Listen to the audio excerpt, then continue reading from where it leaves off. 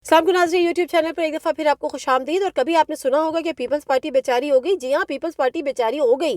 कल सिंध के मामले में जो रातों रात जो डेवलपमेंट होती है वो वैसी बड़ी सस्पिशियस होती है। और रात में जो शब खून मारा जाता है, जो लेट नाइट की कार्रवाइयाँ होती हैं वो बड़ी सस्पिशियस होती हैं। और हमें पता है कि फिर जब दुनिया सोती है तो फिर कौन जागता है। तो कल भी यही हुआ।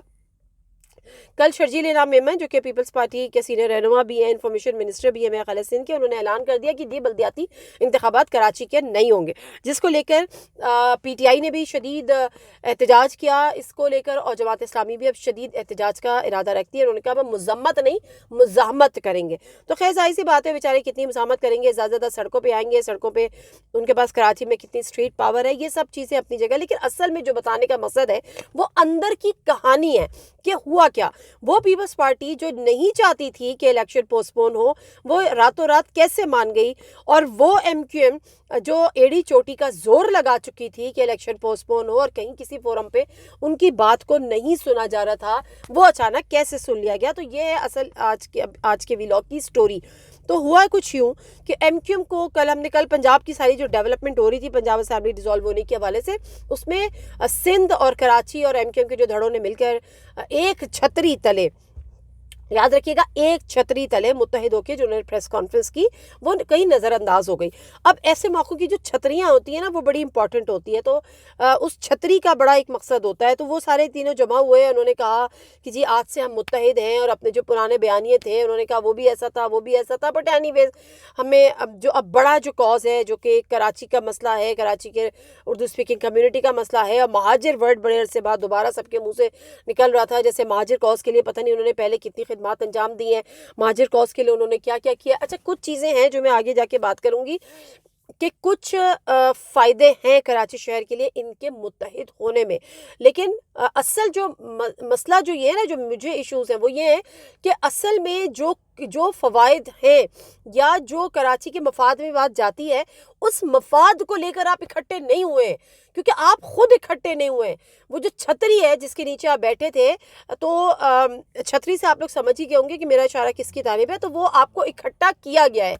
तो मैं ये भी नहीं कहती कि गैर फितरी इत्तेहाद है, लेकिन अगर गैर फितरी तरीके से किया जाता है और ज़बरदस्ती किया नहीं जाता, कराया जाता है, तो उसके देर पा होने के चांसेस कम हो जाते हैं। क्योंकि जो आपके दिमागों में तो ये बात डाल दी, लेकिन आपके दिल नहीं अगर एक दूसरे के लिए खुल सके तो फिर मसाइल होंगे। और अल्लाह करे कि मसाइल ना हो, क्योंकि कराची के लिए बहरहाल ये बेहतर है अगर मैं सियासत से हट कर भी थोड़ी बहुत बात करूं।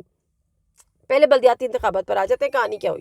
कहानी हुई कि पीटीआई का जो इससे ज़ोर है, जो एक हवा चल पड़ी है, वो एमक्यूएम के लिए ख़तरनाक है। और एमक्यूएम का मकसद इत्तेहाद करने का या छतरी तरह जमा होने का एक ही था कि पीटीआई को टफ टाइम दिया जाए, पीटीआई को के साइज़ को कट टू साइज़ किया जाए, इसको स्क्वीज़ किया जाए शहर से। तो वो उनका मकसद अचीव तब होगा जब बल्दियाती इंतखाबात थोड़े पोस्टपोन होंगे। अच्छा, पीपल्स पार्टी क्यों नहीं चाहती थी कि बल्दियाती इंतखाबात आगे हो? उनको कोई फ़र्क नहीं पड़ता। वो ये कहते हैं कि जी कल भी हमने इतनी सीटें कराची से मिलनी है, आज भी हमें इतनी ही सीटें मिलनी है। तो उनका वोट बैंक ना तो पीटीआई ने चुराना था, ना एमक्यूएम ने चुराना था।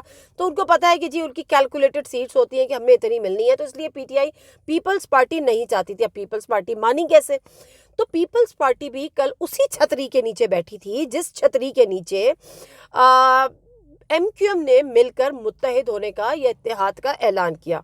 अब उस छतरी की डिटेल में मैं आपको ले जाना नहीं चाहती और मैं जाना नहीं चाहती। आप तो चले जाए, आपका कुछ नहीं बिगड़ेगा, असल में मसला मेरा होगा।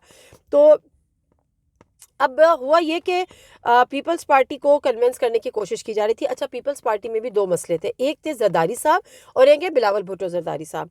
तो जो जरदारी साहब थे उनको को खास फर्क नहीं पड़ता। वो कहते हैं उनके बड़े मसले हैं, ज़ाहिर बात है, उनका बैगेज है, इधर उधर कई चीज़ों में उन्होंने अपने आप को फंसाया हुआ है, वो फंसे हुए। तो वो कहते थे कि जी ठीक है, आप इसको पोस्टपोन कर दें, मुझे तो कोई फ़र्क नहीं पड़ता, लेकिन छतरी के कहने पर। लेकिन जो बिलावल भुट्टो जरदारी साहब हैं वो कहते थे, जवान खून है, वो कहते थे नहीं जी, हम क्यों एमक्यूएम के बेनिफिट में या एमक्यूएम के ब्लैकमेल होकर या एमक्यूएम के अहकामात पर सर झुकाकर और उनको किसी किस्म का फ़ायदा पहुंचाने के लिए हमें क्या ज़रूरत है कि हम इलेक्शन आगे करें। तो असल में बिलावल भुट्टो जरदारी साहब नहीं मान रहे थे, ऑल्दो के जरदारी साहब कन्विंस थे, उनको कोई इशू नहीं था कन्विंस से मतलब।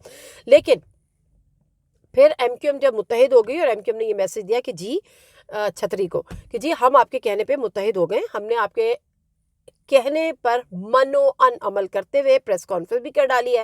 اب آپ ہمیں گیو اینڈ ٹیک تو کریں, مطلب ہم نے آپ کے لیے اتنا کچھ کیا تو آپ اتنا تو کریں, اور یہ جو ہم مطالبہ آپ سے کر رہے ہیں تو یہ اسی کا تسلسل ہے جس کی بنا پر آپ نے ہمیں اکٹھا کیا ہے, ذرا اگینسٹ پی ٹی آئی. تو انہوں نے کہا کہ اب جب الیکشنز ہوں گے اور پی ٹی آئی اگر یہاں سے آ جاتی ہے, کیونکہ اس کو اپنی ورکنگ ہوئی ہوئی ہے, ایک ہوا چلی ہوئی ہے, اور ہمیں تھوڑا سا ٹائم ہے لوگوں میں جانے کا اور دوبارہ سے اپنی پوزیشن کو ہولڈ کرنے کا, پلس یہ کہ مہاجر کارڈ دوبارہ سے کھیلنے کا, لوگوں کو بتانے کا کہ جی ہم مہاجروں کے لیے جمع ہوئے ہیں. تو یہاں پر پھر رات گئے میٹنگز ہوئی, اور اگین جو رات گئے کی کاروائیاں ہوتی ہیں وہ پھر ایسی ہوتی ہیں, وہ سسپیشس بھی ہوتی ہیں, وہ شبخون بھی ہوتے ہیں, اور وہ بہت ساری چیزیں ہوتی ہیں. تو رات گئے اعلان ہو گیا, اور بلاول بھٹو زرداری صاحب کو اچھی طرح سمجھا دیا گیا. میں اس سے زیادہ کہ کوئی الفاظ ادا نہیں کروں گی کہ جی آپ نے یہ کرنا ہے تو بہتر ہے کہ آپ کر لیں, اور جس زبان میں اور جس ٹون میں سمجھایا گیا تو بلاول بھٹو زرداری صاحب کے پاس بھی آپشن نہیں تھا, یہ آپشن بچا نہیں, اور پھر انہوں نے کہا کہ ٹھیک ہے, اور یوں رات گئے اعلان ہو گیا. اب یہ اعلان تو ہو گیا, دوسری طرف اس پر پی ٹی آئی نے بھی احتجاج کا اعلان کیا, پرزور احتجاج کیا کہ جی ہم کرنا چاہتے ہیں. جماعت اسلامی نے بھی کیا, انہوں نے کہا کہ جی ہم مذمت نہیں, ہم اس کی مزاحمت کریں گے. تو بہرحال اب اس وقت صورتحال یہ ہے کہ بلدیاتی انتخابات 15 جنوری کو ہونے کراچی میں نہیں جا رہے, اور اس کا خوف جو ہے وہ ظاہر سی بات ہے, آپ پنجاب سے الیکشن سے بھاگ رہے تھے یا وفاق کے الیکشن سے بھاگ رہے تھے, تو کراچی کے الیکشن پہ بھی بھگا دیا گیا. تو یہ والی ابھی صورتحال ہے. اچھا, اب میں تھوڑا سا آ جاتی ہوں یہ جو ان کا اتحاد ہوا ہے. کل ایک بڑا, جس کو لوگوں نے بڑا کوٹ بھی کیا, کہ مصطفیٰ کمال صاحب نے کہا کہ ہم تھوڑے شریف کیا ہوئے سب بدماش ہو گئے. اچھا, یہ جب ہماری آف دا ریکارڈ کچھ ایم کیو ایم کے لوگوں سے ملاقات ہوتی نا, تو وہ ہمیں یہ بڑے ہنستے ہوئے اور چل موڈ میں یہ بات کرتے تھے کہ ہم شریف کیا ہوئے سب بدماش ہو گئے, اس میں کوئی شک بھی نہیں ہے. اچھا, کراچی کا مسئلہ کیا ہے؟ کراچی کا مسئلہ یہ ہے کہ کراچی میں اب سے اردو بولنے والا تو رہتا نہیں ہے, کراچی میں ساری زبانوں کے لوگ رہتے ہیں.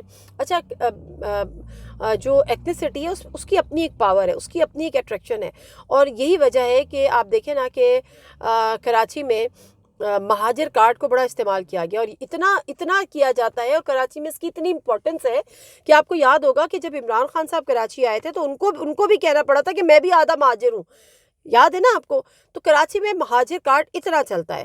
اب اس کی وجہ کیا ہے؟ اس کی وجہ ہے وہ احساس محرومی, جس کا کل پریس کانفرنس میں پوری نہیں سن سکی تھی, جتنا میں نے سنا کم از کم مصطفیٰ کمال صاحب بار بار ذکر کر رہے تھے, مسنگ پرسنز کا بھی ذکر کر رہے تھے, لاپتہ افراد کا, لاشوں کا, مسجدہ لاشوں کا بھی ذکر کر رہے تھے, ان لڑکوں کا بھی ذکر کر رہے تھے جن کو اٹھا لیا جاتا تھا, پھر ان لڑکوں کا بھی ذکر کر رہے تھے جن کو ایم کیو ایم نے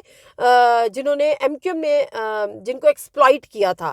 اور اس میں کوئی شک نہیں ہے کہ ایم کیو ایم نے ایکسپلائٹ کیا تھا, وہ یہ والی ایم کیو ایم تھی, وہ والی ایم کیو ایم تھی, اس بحث سے ہٹ کر ایم کیو ایم نے ایکسپلائٹ کیا تھا. اور کوئی کاڑا, کوئی لنگڑا, کوئی مادری, کوئی کنکٹا, یہ والی جنریشن انہوں نے تیار کی تھی. اب وہ کچھ بھی کہیں کہ جی اس نے کیا تھا, اس نے کیا تھا, لیکن بہرحال اس وقت ایک ہی ایم کیو ایم تھی اور ایم کیو ایم نے کیا تھا. اب اس میں آپ اس کو وہ نہیں کر سکتے.